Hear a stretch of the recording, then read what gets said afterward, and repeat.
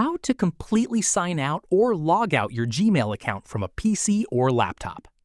In this video, I'll show you the quickest way to sign out of your Gmail account and make sure your Google account is safely logged out from your computer.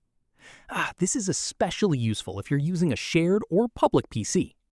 First, open your web browser and go to gmail.com. If you're not already signed in, log into your Gmail account. Once you're in Gmail, click on your profile picture in the top right corner of the screen. A menu will appear with your Google account options. Now, click Sign Out. If you're signed into multiple Google accounts, you can select Sign Out of all accounts to completely log out of every account on that computer. After signing out, you'll be returned to the Google sign-in page. If you're using a public or shared computer, it's also a good idea to close your browser and clear your browsing data to help protect your account and personal information. And that's it. That's how you can completely sign out or log out your Gmail account from a PC or laptop. If this video helped you out, make sure to like the video and subscribe for more quick Gmail tutorials.